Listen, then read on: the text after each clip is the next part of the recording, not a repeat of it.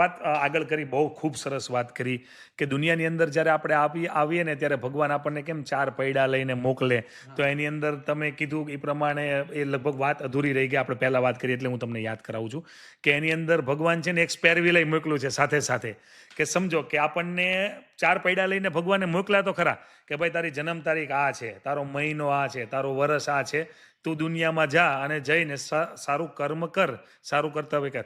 પછી આપણી છઠ્ઠી આવે ને વિધાતા લેખ લખવા આવે ને પછી ફય આવે ને પાડે નામ, ફયે પાડ્યું નામ. બરાબર, તો એ જે સ્પેર વ્હીલ છે એ શું? અહીંયાથી જ આખી ગેમ ચેન્જ થાય છે આપણા લાઈફની. આપણને નથી ખબર હોતું કે આપણું આજે નામ પડી ગયું એકવાર કે આપણી માટે સુટેબલ છે કે નહીં. મારા ફઈ કાન નામ ભોલ્યો પાડો ઉમેશ છે. હવે જો આપણે આને સ્ટોરીને પાછી એકવાર ફરીથી આપણે વાત કરીએ સ્ટોરી ઉપર, કે આપણે એક એક્ઝામ્પલ લીધું કારનું, કે કારમાં ચાર પૈડા છે, તો ભગવાને આપણને મોકલેલા છે ને તો આ ચાર પૈડા સાથે મોકલેલા છે. એમાં બે પૈડા એવા છે ઉમેશભાઈ જે તમે ચાહો તો પણ ચેન્જ નથી કરી શકવાના. એ છે તમારો મૂળાંક નંબર અને ભાગ્યાંક નંબર.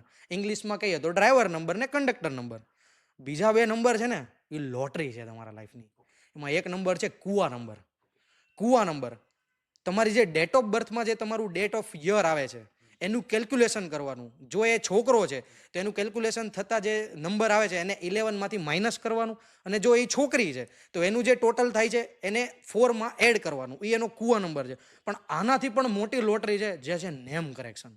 તમે જેમ કીધું કે સ્પેર વ્હીલ છે, હવે આ ત્રણ આપણે ટાયરની વાત કરી તો એ ચેન્જ નથી, તમે ચાહો તો પણ નથી કરી શકવાના. પણ નેમ કરેક્શન છે ને એ તમે ગમે ત્યારે ચેન્જ કરી શકવાના છો. અને જો તમે નેમ કરેક્શન ચેન્જ કરો છો, તમારા લાઈફની આખી વાઇબ્રેશન અને આખી એનર્જી ચેન્જ થવાની જ છે. 100%. આપણે એક્ઝામ્પલ તરીકે લઈએ, હવે સેલિબ્રિટીની આપણે વાત કરીએ. તમે મિડલ ક્લાસ ફેમિલીની વાત કરી, હવે સેલિબ્રિટી છે એ લોકોનું ફાઇનાન્સ જુઓ તો આપણે એક અમાઉન્ટ સુધી ગયા હોય કે 100 કરોડની પાર્ટી છે, 500 કરોડની પાર્ટી છે, 5,000 કરોડની પાર્ટી છે, છતાં એને પ્રોબ્લેમ છે. પ્રોબ્લેમ છે. તો એ લોકો પણ એનું નેમ કરેક્શન કરે છે. બહુ ટ્રેન્ડ ચાલ્યો છે. હું સાચું કહું ને, મેં સોશિયલ મીડિયાની અંદર ઘણી વાર જોયું કે અત્યારે એ રીતેનો કંઈક ટ્રેન્ડ છે કે સેલિબ્રિટીઝ છે એ બધા નેમ કરેક્શન સ્પેલિંગની અંદર કંઈક કરે છે ને. હા, જો તમને એક્ઝામ્પલ આપું, લાઈવ એક્ઝામ્પલ, આયુષ્માન ખુરાના છે, હીરો છે બોલિવૂડનો, એમાં એણે એક આર એડ કર્યા પછી તમે મૂવી જોવો ને, એકદમ હિટમાં હિટ મૂવી. બધા જ આયુષ્માન પહેલા લોકો ઓળખતા નહોતા, આજે આયુષ્માન ખુરાના ક્યાં પહોંચ્યો.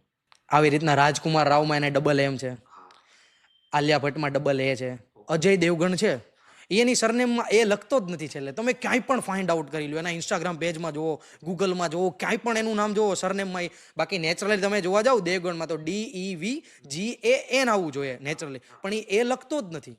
એણે એનું ડેટ ઓફ બર્થ ઉપરથી એનું નેમ એને કરેક્શન કરેલું છે. આ લોકો જુઓ, આમ મોટા મોટા એને ક્યાં કઈ જરૂર જ નથી એમ, પણ આપણે એવું વિચારીએ કે એ માણસ પાસે તો આટલા બધા રૂપિયા છે છતાં કેમ જરૂર પડી. એટલે આ એક એવો આઈડિયલ સિદ્ધાંત છે કે પ્રોબ્લેમ છે ને, આ એક ભગવાનનું આપણે આદર માનવો જોઈએ કે પ્રોબ્લેમ્સ મિડલ ક્લાસ ફેમિલીની દરેક લોકોને આવે છે.